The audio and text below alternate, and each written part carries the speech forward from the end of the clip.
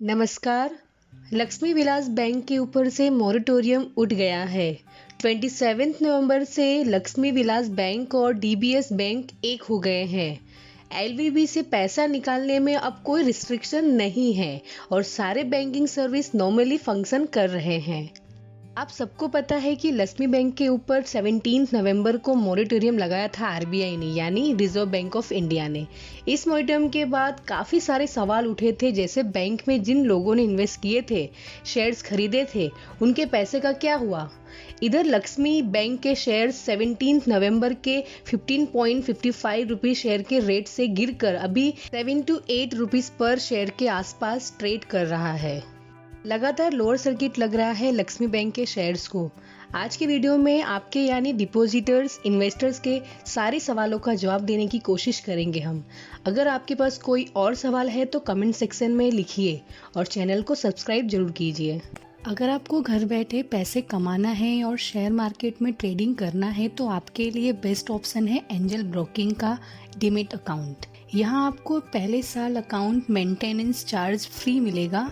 Minimum broking charge of flat 20 rupees deal और उसके साथ आपको मिलेगा स्पेशलाइज्ड रोबो ऑर्डर की फैसिलिटी, जिसके जरिए आप एंजल ब्रोकिंग का special artificial intelligence driven predictive analytics system का फायदा ले सकते हैं। ये आपके एज, सैलरी, आपके प्रेफरेंसेस के हिसाब से आपको बता देगा कि कौन से स्टॉक या इन्वेस्टमेंट प्लान आपके लिए बिल्कुल सही होगा। इसके अलावा एंजल ब्रोकिंग इंडिया का नंबर 1 फुल सर्विस ब्रोकर है, जिसका मतलब ये है कि आपको special advisories and portfolio managers जैसे अलग अलग एडवांटेजेस मिलेंगे। तो देर ना करिए और डिस्क्रिप्शन में दिए गए लिंक पर क्लिक करके एंजल ब्रोकिंग में अपना फ्री डीमैट अकाउंट खोलिए।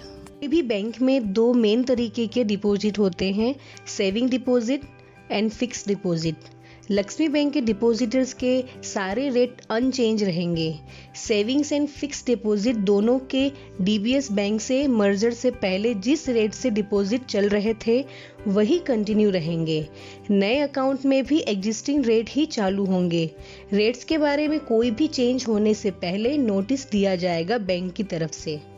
अगर किसी ने लक्ष्मी बैंक से अच्छे रेट में होम लोन लिए हैं और वो सोच रहा है कि इस मर्जर के बाद क्या डीबीएस बैंक नया होम लोन रेट्स लाएगी, तो फिर उनके लिए न्यूज़ ये है कि home loan rates completely unchange रहेंगे जब तक बैंक की तरफ से कोई नोटिफिकेशन नहीं दिया गया है।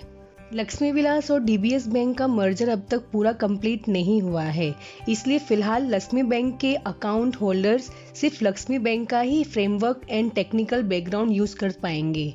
जैसे ही मर्जर का प्रोसेस कंप्लीट हो जाएगा उसके बाद डीबीएस बैंक के फैसिलिटीज भी यूज कर पाएंगे। ये कब होगा इसके बारे में बैंक नोटिफाई करेगी। बैंक का IFSC कोड, ये स्विफ्ट कोड बिल्कुल चेंज नहीं होगा। आप अपने एग्जिस्टिंग क्रेडिट और डेबिट कार्ड, अपने नेट बैंकिंग फैसिलिटीज और पुराना चेकबुक यूज कर सकते हैं जैसे आप पहले कर रहे थे। इसमें कोई बदलाव नहीं है। फिलहाल एलवीबी एटीएम कार्ड को अगर आप डीबीएस बैंक के एटीएम में यूज करेंगे तो फिर 18 रुपीज पर फाइनेंशियल ट्रांजैक्शन और 6 rupees per non financial transaction आपको देने पड़ेंगे। ये नॉर्मल एटीएम चार्जेस जैसे ही हैं। मर्जर कंप्लीट हो जाने के बाद ये फी फ्री हो जाएगा और इसके बारे में बैंक नोटिफाई भी करेगा। मद्रास हाई कोर्ट ने एक रिसेंट ऑर्डर में डीबीएस बैंक इंडिया को इंस्ट्रक्ट किया है कि वो एलवीबी और डीबीएल बैंक के मर्जर से शेयर होल्डर्स को होने वाले लॉसेस का एक रिजर्व फंड बनाए, ताकि अगर कोर्ट फ्यूचर में ऐसा वर्डिक्ट दे कि एलवीबी बैंक शेयर होल्डर्स को पैसा रिफंड दिया जाए तो डीबीएस बैंक उसके लिए रेडी रहे। ये डिसीजन तब लिया गया जब AUM कैपिटल एलवीबी के एक शेयर होल्डर्स ने एक पिटीशन फाइल किया था मद्रास हाई कोर्ट में, यह कहकर कि ये मर्जर इलीगल है और इसका कोई सॉलिड बेस नहीं है और इस मर्जर के टर्म पे शेयर होल्डर्स की मंजूरी नहीं ली गई है।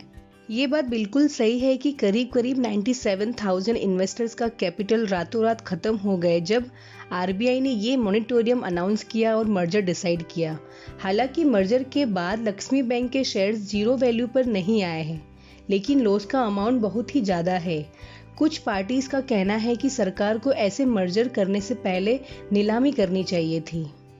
बेस्ट ऑफर देने वाले के साथ बैंक का मर्जर होना चाहिए था। ये रैंडम और एडहॉक डिसीजन से इन्वेस्टर्स का बहुत लॉस हुआ है और इसी वजह से उनको लॉस का रिफंड मिलना चाहिए।